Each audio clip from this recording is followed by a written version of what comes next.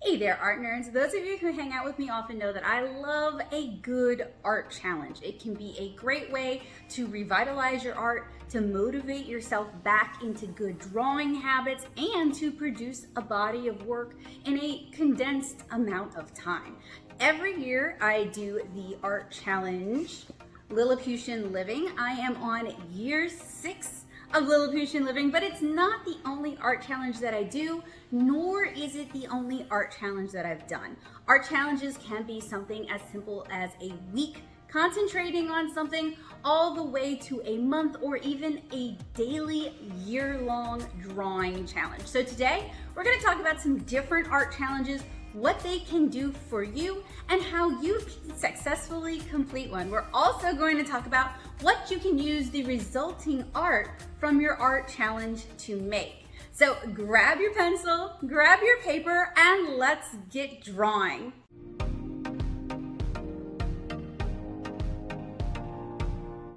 So while there are buku art challenges out there, they basically fall into a couple of different types. Those that challenge you to improve your art skills, but not necessarily encourage you to create art that you really like, and those that don't necessarily challenge your art skills, but you're creating a body of art that you can be proud of. And art challenges can be tweaked and tampered and modified to fit on a sliding scale of that. It doesn't have to just be art studies, art practice and learning, and it doesn't just have to be polished art. For me, I like a challenge that kind of fits somewhere in the middle. I'm going to produce a month's amount of work that I like and can use, but I want to push myself and challenge myself to create different kinds of art or to study things that I don't normally draw, whether it's in the scope of 7-inch Cara or in the scope of my art supply reviews and field tests.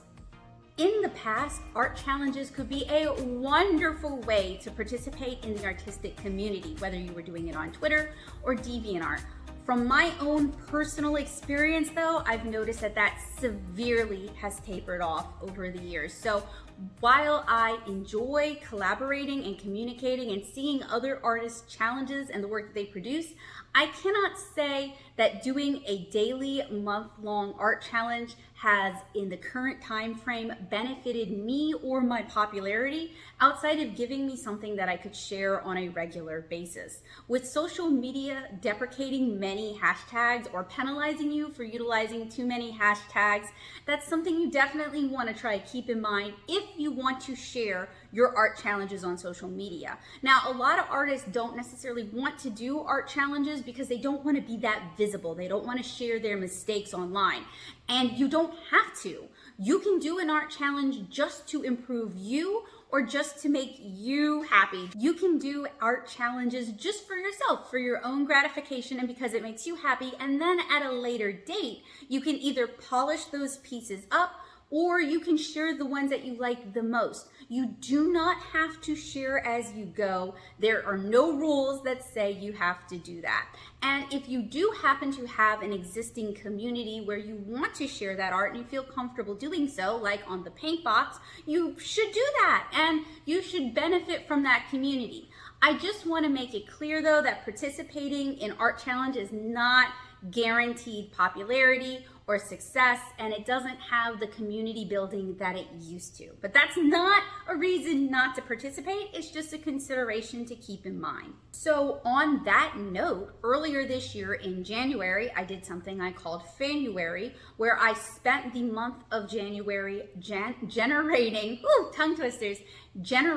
thumbnails of illustrations that I might pursue later on, and each day was a different work or property or book or video game that I really liked and that really inspired me. And I don't think I shared those thumbnails with anyone. That was a personal challenge to help me improve my composition skills, to get me thinking about just outside of my normal boxes, to push me to utilize scale a little bit more and to change the perspective on what I draw. And I have not at this time gone back and revisited and reworked any of those thumbnails yet. But that work, that preliminary work was done, and future me can go back and just take it a step further. So challenges can also be like NaNoWriMo or like hourly comic day, where for every hour of the day you draw a little mini comic that kind of encapsulates what your hour looked like. Or it could be like 24-hour comic day, where you spend an entire 24 hours of time producing a comic. You can do those on your own. You can do them collaboratively. Like, I knew people who did 24-hour comic day as kind of a sprint, where each person would do a chunk of the comic and then pass that baton on to the next person. So please, if there's a challenge that you kind of like the idea of, but you want to modify it to something that works better for you, feel free to do just that, because the whole point of challenges is to challenge yourself. So if it isn't fun for you, or if it isn't challenging for you, or if it isn't interesting for you, or if it isn't feasible for you, you're probably not going to complete it. And a big part of the joy of challenges is hitting that final day mark and knowing you did every one, or as many as you possibly could, that you set out to complete. So today I want to talk to you guys about some of my favorite challenges. I also want to talk about ways that we can successfully complete some of those challenges, because I have been doing art challenges regularly as part of just my daily work, basically. I've been doing art challenges regularly since I was in SCAD, and that was 2009, so it's been more than 10 years. So I've been doing it for a really long time. So I think I have some insight to share with you guys, and hopefully some inspiration to get you motivated to try art challenges for yourself. I want to start off by talking about some of my favorite art challenges, and it's pretty simple at this point. It's pretty boiled down, although every now and then I'll try a different art challenge, like with January, or I may try doing a very specific watercolor challenge, or I may challenge myself to paint an origami postcard every day. I do change it from time to time, but there are some perennial favorites. Once upon a time in the land before litigious inkers and comic artists, there was a collaborative community challenge known as Inktober. And that was a challenge where every day for the month of October, you were challenged to create a piece of inked art. And oh, it was rife with discourse and arguing. Does digital art count? Does traditional inks count? Do brush pins count? It was a hot mess. So I still do an inked yearly art challenge in October. I call it Lilliputian Living. I've got them here. But personally, I believe that art challenges should be a personal thing. It should be your own parameters. If you want to try doing digital inks, or if you want to try out some new brushes, or you've got like a challenge in mind for your digital inking, I think that counts. If you don't normally ink your art, or if you don't normally produce a finished piece of art every day, whatever medium or material that you like working with that will help you meet that goal, go for it. I'm not the art police, and there is no such thing as the art police, unless you're using AI art and passing it off as your own. And then I'm kind of like, but that's a different conversation for a different day. But generally, I'm a believer that the tools that help you get the job done are good enough tools. If you want to do it in ballpoint pen, do it in ballpoint pen. If you want to do it in Conti Crayon, do it in Conti Crayon. If you want to do it in Blender, do it in Blender. But Lilliputian Living is a 31-day art challenge. Every day I produce an inked sketch, and we're going to go to the tabletop in a minute to talk about these a little bit more so that you can see them a little bit better. And as I mentioned earlier, I just completed year 6. So I must like this challenge if I've done so many of them. And part of what makes this feasible and sustainable for me is it meets several goals of mine. Generally, I work in watercolor. When I first started Lilliputian Living, I was actually working heavily on 7-inch Kara, my watercolor comic. So I used Lilliputian Living as an opportunity to do some world building for 7-inch Kara. Kara is 7 inches tall. She's a Lilliputian. In her world, borrower is a really big insult. So that's why you don't really ever hear me refer to Kara as a borrower. She's not a borrower. And I wanted to explore that world and develop that world and figure out how the people live and what they eat and what they do for fun and what kind of pets they might have and what their houses look like. And Lilliputian Living has given me an opportunity to do that. So I have some rules for Lilliputian Living. It cannot take over my whole day. One thing I'd noticed with people's inked October challenges is that they were dedicating the entire day to it. And the art was gorgeous, so beautiful, but it took them all day to do it. They literally cleared their entire plate to do that. And that's a way you can do challenges. You could decide to set aside an entire month and create this body of work. There's nothing wrong with that. But that wasn't going to work for me. I don't have an entire month that I can just dedicate to a challenge like this. That's just not how my life works. I teach and I review art supplies and I make comics and I do conventions. I just couldn't do that. So it had to be a challenge that was, one, portable, because the first year I did Lilliputian Living, I had to travel out of state for a friend's wedding for a week. So I had to be able to bring it with me. And every year since, I've had conventions and shows and a million other things during October. So that portability is good.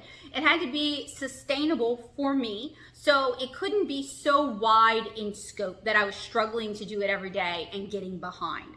I had to do the sketch the day before, if possible, because we're gonna keep that chain going. By not breaking the chain, it makes it easier to pick it up the next day and keep that track record of success going. And that's been a really big part of success for me with challenges, especially since I have ADHD and those dopamine levels just aren't as sweet as they ought to be. That intrinsic motivation is harder for me to find. So I have to use every trick I know of to get the job done. And then when sweet social media isn't delivering on the likes and the favorites and taking my little brain juices and making them go bing, bing, bing, bing, bing, you really have to find something that you really enjoy, that isn't gonna wear you out, that isn't gonna burn you out, and that you can do sustainably. So I have to do the sketch the day before, and then I keep my inking materials for the most part really, really simple.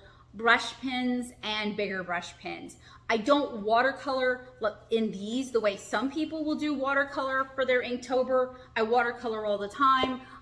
It would just slow me down. However, I do revisit my favorite Lilliputian Livings and paint them and treat them as watercolor illustrations and handle them as tutorials. So that is another payoff. And I cannot make, once it's in ink, I cannot go over it with whiteout. I cannot go over it with white gouache. I can't go over it with correction tape. I have to figure it out or fix it.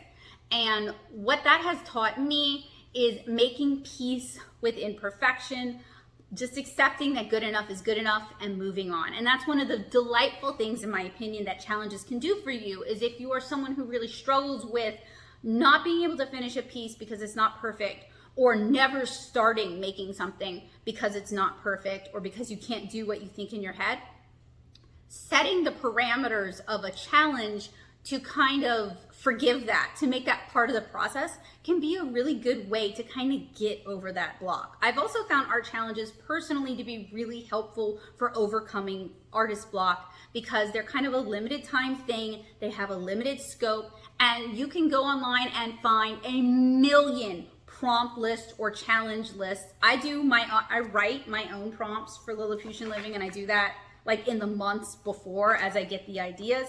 But having that already written and already kind of thought about makes it so much easier to go in each day and actually do the thing and do the tasks. So for me, creating a challenge that is sustainable and allows me to explore different aspects of the world is really important. So I like to customize my challenges. So last year, aka this past October, my challenge was to draw more animals, because I feel like I don't really draw a lot of animals, and I really wanted to draw more insects because they kind of creep me out, and I'm trying to work on that, and to draw more herps, more amphibians and reptiles, because I love them and I just don't draw them enough.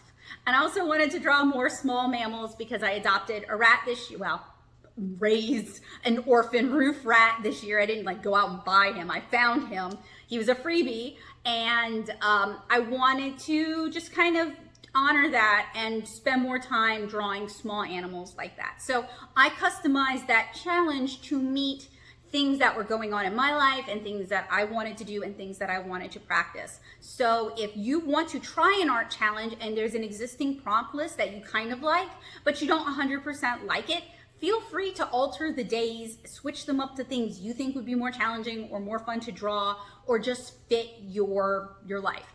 And we're gonna talk a little bit more about the myriad of art challenges. There's like an entire year plus of art challenges that you can participate in, but I want to finish off talking about my favorites. So Lilliputian Living is a big one. I did enjoy doing Fanuary. Maybe next Fanuary I'll take some of those. Maybe I'll pick one per week and flesh them out and finish them out. Maybe that could be a good challenge for me in January, because I don't draw a lot of fan art.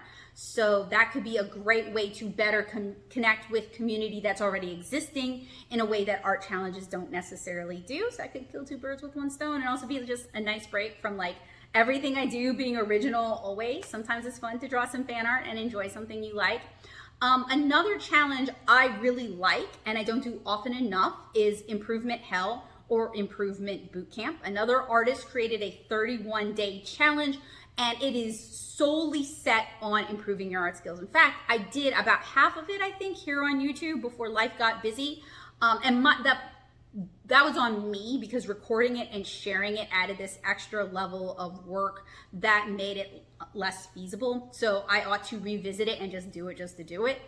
I really like Improvement Hell. It's one of the ones that I really recommend to other artists or aspiring artists or people honing their art skills and they want to figure out where they need to improve. That will show you where your weak points are. It's a great challenge. It's like art school. It was like my SCAD experience condensed into a month, and it's not going to fix all your problems, but it is going to show you areas where you should improve and where you should grow and where you're weak at. And I think that is really wonderful for a challenge, because it pushes you out of your comfort zone. And then another art challenge that I really like is World Watercolor Month, which is in July. Obviously, as a watercolor artist and art supply reviewer, I like World Watercolor Month. I usually don't follow their given prompts. I usually use World Watercolor Month as a chance to create introductory watercolor tutorials for people who are interested in getting into watercolor. It's just kind of fun to do that. It also helps me prep potential classes or art kits. And it also helps me revisit skills and learn new things and hone new techniques in a way that if I'm painting illustration after illustration after illustration, I don't always leave myself the time to do. So all of those challenges hit different points and fulfill different needs. Oh, I also usually do Hourly Comic Day in February, and I do it very lazily compared to all my peers, because a lot of them have these, they spend their day basically doing Hourly Comic Day, and it's inked and it's refined and it's beautiful, and good on them, wonderful on them. Me, it's about doing a different form of comics than I normally do and letting myself be really loose with it and not overly work it and not be overly persnickety about it. So I do it in black color pencil, just a strip for each hour. I keep it really simple. So modifying challenges, even challenges that other people are already doing other ways to suit you, that is fine. There's no reason why that's not fine. And if someone wants to get all discoursey with you about it, that's on them, not on you, because you're the one who's making art and they're the one who's trying to police you making art. And one of y'all have a problem and it ain't you.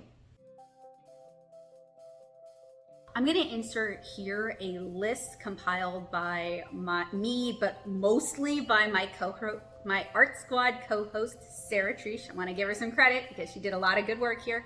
A list of art challenges with a short description that you guys can check out if you guys are looking for inspiration. This is absolutely not all inclusive. There is no way we could have included every challenge out there, but I think Sarah did a really good job, and I wanted to share it with you guys because it's a wonderful starting point. And of course, feel free to invent your own challenges to suit your own needs. I sure do. And if you've come up with a good one, let me know down in the comments. I'd love to hear what you're working on and how you're challenging yourself to grow.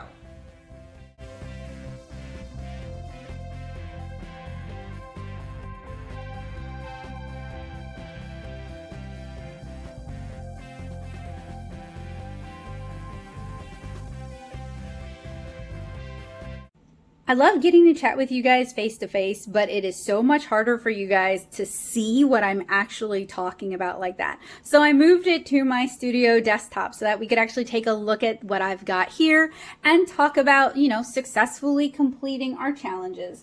I think one of the big downfalls that a lot of people have when it comes to art challenges is they pick something that is just way out of their scope. So it's really better if you've never done an art art challenge before, if it's your first, to pick one that is a little bit easier. So like a doodle a day, something like that. I didn't start out with these like really themed challenges. Originally in October, I was just doodling my character and inking her every day and kind of building that up. So starting small and trying out a bunch of different things to kind of see what works for you, what you like, and what you're capable of is all really helpful. Also, it seems like whenever I do an art challenge, life decides to start throwing fireballs at me. I don't know. I mean, this is year after year after year. I don't know if October is cursed or if I'm cursed or Lilliputian Living is cursed, but it's never super easy. So one of the tricks with that, you guys will see some of these days have a lot more detail and then some of these days are simple. This is a day where something happened and I wasn't able to handle this as much. This was a day where it was a lot easier for me to actually do it. In fact, I think I did this year right after we'd moved. That's so weird how looking at it, I can think about, it reminds me of like what I was going through. So being flexible, adjusting your scope to meet the spoons that you have and the time that you have and the ability that you have, instead of beating yourself up, wrecking your hands and making yourself sick. This is last year's, because you're meeting a goal that you're setting for yourself. You don't want to do that. You want to try and keep it flexible. You want to make it work for you, because in the end, the challenge is for you. Yeah, something good might come of it. You might produce a book. A publisher might notice you and decide to offer you a job. You might make some new art friends out of it, but none of those are guaranteed. So you want to make sure that you're enjoying it and that it's something within your realm and something that you can do. So you want to keep the challenge level like just a little bump rather than a big bump. You want to focus on one or two things that you want to work on, like drawing more animals or drawing more diversity in your work, drawing people with different abilities. You want to kind of like keep it focused rather than also watercoloring it and also recording it and also loading it onto the internet every day. Because if you burn yourself out, you're going to leave a really bad taste in your mouth. You're going to feel like it was a really bad experience and you're not going to want to keep working on it. And you're probably going to either give up or you're going to be so burnt out by the time that you're done that you're not going to want to ever do it again. And that's not the point at all. The point isn't to be cruel to yourself. The point is to challenge yourself and to create some work that you like. So keeping in mind that there are going to be some bad days, so you want to make sure that maybe you have some prompts that are easy that you save for those bad days, or maybe you want to set aside some things that you know you're really going to enjoy drawing. They're your favorite things to draw and they're really in your wheelhouse for those bad days. And then for the days where you feel really good and you've got like a lot of time to kill, you could do the more elaborate stuff. So by keeping this very portable, it also meant that even if I had to run a bunch of errands and wait somewhere forever, I could at least work on the sketch for this. And that's one of the reasons I've been able to complete this successfully, because I told you guys earlier, one of my rules is I can't stop everything I'm doing just for Lilliputian Living. Like my life can't stop just so that I can do an art challenge that a niche number of people actually care about. So I have to be able to keep producing work even while I'm working on Lilliputian Living. So keeping it in black and white, keeping it with very manageable, easy to find materials, because that's another thing. If you're working with specialty materials and you have to travel and you run out, you might not be able to replace them. And then what are you going to do? So I always kind of keep a stock of the materials that I use, a few extra for when they run out, so I'm not waiting for them to come in. And I also work with stuff you can get at most Michael's, and you could, if you needed to, sub it out with something from like Walmart. So I'm not working with anything that's particularly hard to find or particularly expensive or particularly challenging to find. Also, by not allowing myself to make corrections, I am kind of limiting what can be done, and that means I'm not spending forever reworking something and trying to make it look right and getting increasingly frustrated. I just have to make my peace and move on with it. So I find I like art challenges with a discrete scope. I tend to mostly do 31-day challenges, and that means I am completing one illustration per day. I try not to like get too far into the next day's illustration unless there's a really good reason, like I'm going to be at the hospital or I'm going to be driving all day, something like that. So I try to just like, when I'm done, and I can move on to my other things. I also, so this is very character focused. It's not really background focused. Lilliputian Living is often very character and background focused. So that kind of ties in with scope. If I had done backgrounds for all of these, it would have looked like a better, more finished, more fully fledged book, but it would have been a lot harder to complete, especially because when I did Magical Girl March, I was doing Cherry Blossom Festival and I was preparing for MTAC. So I was juggling other things. And then Favorite Fictional Femmes kind of falls into the same category. So since I was working on watercolor paper, as you can actually see because the printer decided to print it for some reason, and I was working with a brush, those are things that are a little bit more challenging in this aspect. So I kept it really simple, but I really wanted to focus on creating a B art style, so a secondary art style that is appealing, but the characters that I'm drawing need to still look like the characters that they are. They need to be recognizable. Unfortunately, I picked stuff that like no one is a super big fan of necessarily. There's a few that you guys should recognize, but there's also a lot in there that people are going to be like, who, what, who, what? So this was really also about, not just about taking existing like fictional characters, but also taking like characters from like other properties and kind of translating that into that style, or even taking real actresses and translating it into that style. And this one was really difficult because I always lose my mind and decide to record it and share it like that. And that always adds so much extra difficulty to it. So if you're new to art challenges, recording it, while it will give you some of that delicious, most important content that we're all told is the most vital thing, to always have content all the time, every day, forever, it sure does add a lot of extra work to it. It's nice to be back from the desktop where I can see you guys and talk to you guys. So what can you do with this art once it's completed, right? You've got all this art. Yeah, you can share it on social media. You can share it on Instagram and Twitter and Mastodon and Pinterest and Facebook and your YouTube community tab and maybe even TikTok and co-host and Hive and Artfall and Inkblot and DeviantArt. You got a lot of options to share it online. But what if you want to do something with this art?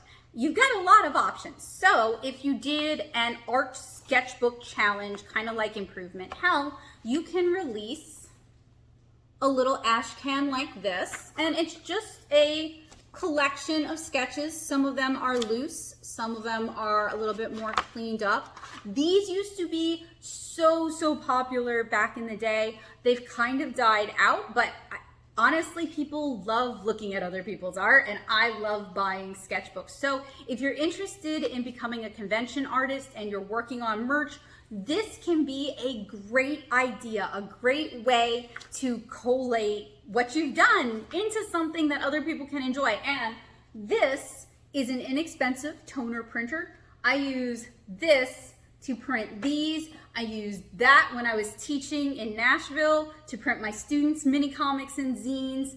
They're a little expensive, but they're not overly prohibitive. So it's something to think about if you're really into making comics and zines, or you print a lot, or you want to print alcohol marker safe stuff onto paper. A toner printer can be a great option for that.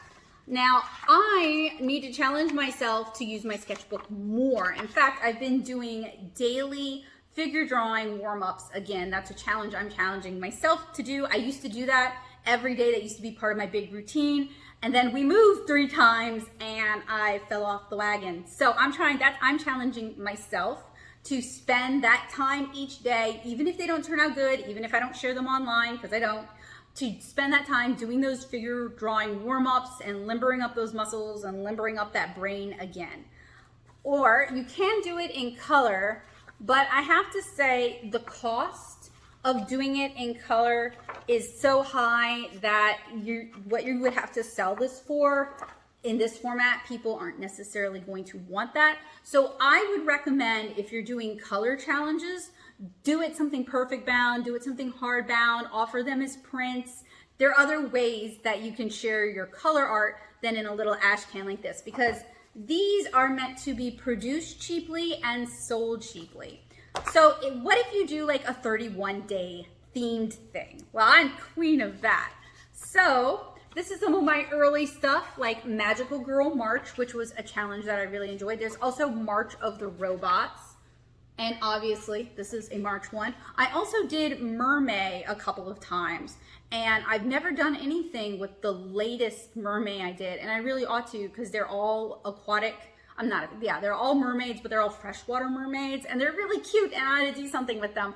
But we moved multiple times, and I don't know where they are. But these were just done in my sketchbook and inked with a brush pen, and then I cleaned them up digitally. And this used to be, back when I was doing anime cons, one of my really big sellers. Like, people really liked Magical Girl March. Now that I'm doing more craft fairs and stuff, they don't really know what to do about zines. They don't really know what's up with zines, so they're not as popular. But if you're doing like indie book shows, or if you're doing anime cons, or if you're doing comic cons, zines are still where it's at. And I also have favorite fictional femmes. This was a year where I challenged myself to come up with a B art style, something that might be more marketable in the kidlit sphere, and to just do a bunch of fan art of all the fictional femmes who have either inspired who I became, who I am now, or who inspire my work. And I did this all in brush because I was challenging myself to use brush, and it was all on watercolor paper so I could get used to handling it.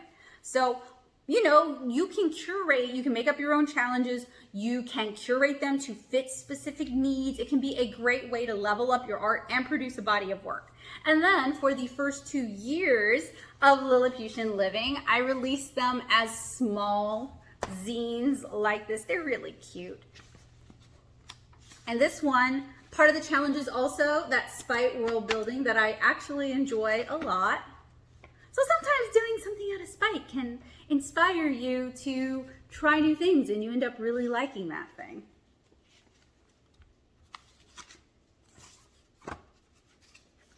And I have a bajillion, a literal million tutorials on making these kind of mini books, making mini comics, making zines. I've got an entire playlist where I talk about making mini comics and zines. So I hope you guys will check that out. The second year of Lilliputian Living, I challenged myself to do ink wash, and I did it a very specific way that was a very horrible way that I really didn't like. And it's also harder to reproduce. So that's an example of me challenging myself. And while I completed the entire, there's somebody else's work in here. Let me put that to the side. While I completed the entire challenge, I wasn't super excited about how it turned out. And I didn't revisit that. So you can have challenges that help you figure out what isn't working for you as well. And then here's year one. So you can make mini comics, you can make zines, you can make ash cans. You can also, if you do it year after year after year, like with Lilliputian Living, you can compile it into a perfect bound book like Lilliputian Living. We do this through KDP because we don't have to order in bulk and then manage this big inventory. We didn't have to run a Kickstarter for this, but you can, if you want to, you can handle it however you want. This was kind of a bonus book. Joseph was like, well, you've already done all the work for volume 1 and volume 2, and you've got the prompts and the art for volume 3 and volume 4. Why don't we just do it as an anthology? And I was like, yes, because it means I don't have to print a million of these to fulfill the Kickstarter. We can just send out a beautiful anthology like this. So you can turn it into a little book like this. If you have enough illustrations, you can do it double-sided. You absolutely don't have to do it as thick as this. KDP does print smaller. You can also, if it's like a line art challenge, you can turn it into a coloring book like we did with Lilliputian Living. Now the thing with this is we did have to curate a little bit more to make sure, because Lilliputian Living includes even the ones that I didn't like so much, even the ones that weren't so successful. That's just part of the challenge. Curious Little Things is a collection of like the best of in a format that's easier and better to color. And then I also did some extra ones. So you can turn your art challenges into all kinds of things. I even know people who did like an hourly comic, or no, I'm sorry, 24-hour comic day, and they liked what they did so much on that day that they turned it into a longer form comic, or they used it as an opportunity to work on their pitch comic and pitch it out to publishers. So you can really use these challenges as a chance to really like level up and to really kind of bump yourself out of your comfort zone, and as a chance to try something new or work on something that you've been meaning to work on and you haven't been working on. And there are other kinds of challenges as well. We touched a little bitty bit about NaNoWriMo, which is a writing challenge in November, but you could also do vlogging and blogging challenges. You can challenge yourself to do specific things on TikTok. You can even just challenge yourself. Like I'm doing a challenge right now where every day I am challenged to update my online shop with a new item. Hopefully you guys will check that out at natosoup.com/shop. No, I did not plan that, but it worked out so well. But it is a challenge, and it is technically an art challenge, and it's something I've been putting off. But by breaking it down into individual day-by-day things, which makes it easier to act upon, you're taking this huge task and you're making it discrete and smaller. It also gives me an opportunity to promote those items as I list them. And if I fall off the horse, if I miss a day, I just got to get back on it the next day. I can either try to make up for it and do twice as many, or I can just accept that I didn't do it the day before and that I'm just going to work harder this next day. And breaking it down into individual days is really good because some of these items require extra work, extra photography, they require extra writing, they require us changing things in the shop. So breaking it up like that gives us the time to actually fix things and take better photography and write a better write-up and collect the information that we need. So your art challenges don't have to just be about drawing or painting. It can be about doing that art-related business task that you've been putting off for a while. If I had a sponsor, now would be a great time to plug them, but I don't. So I'm just gonna offer some of my own suggestions. If you are utilizing a Square Reader and you don't have all your items in Square, you could challenge yourself to list one item per day in your Square Reader so that it's available to you when you're at shows and conventions and you're not just typing it up. If you're not keeping track of your finances, you could challenge yourself to set up an account. I use Wave. I hate Wave. You can use something else, but Wave exists. It's out there.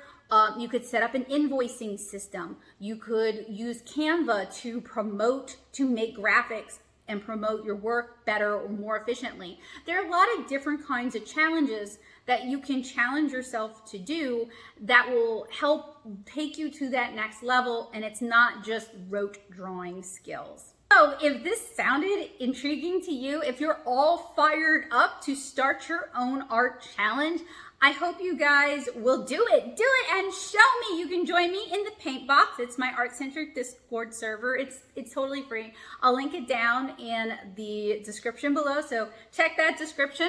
I also hope you guys will check out my Making Comics and Zines playlist.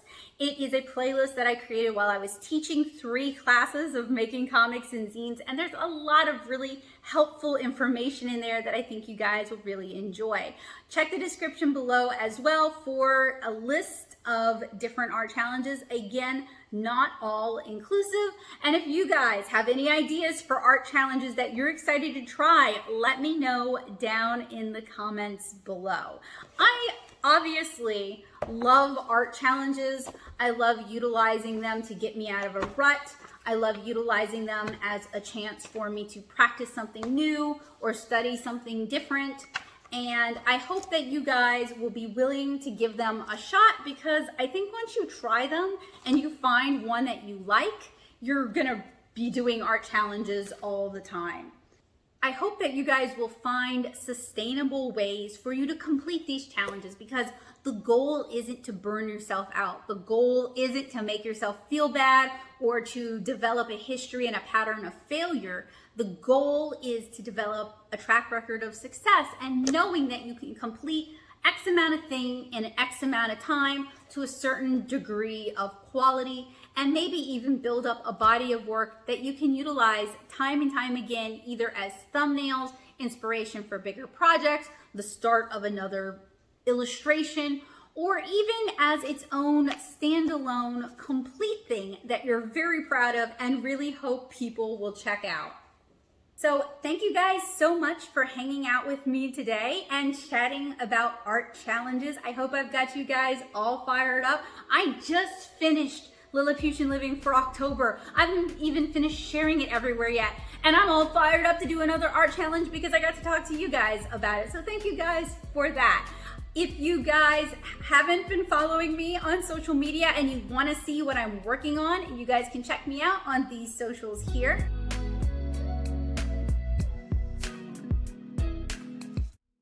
And this art chat was recorded to help me prepare for the upcoming Art Squad Advance, where we're going to be talking about art challenges. It gave me a chance to kind of collate my thoughts and also create a resource that they can reference later on if they would like to, or if they would need to.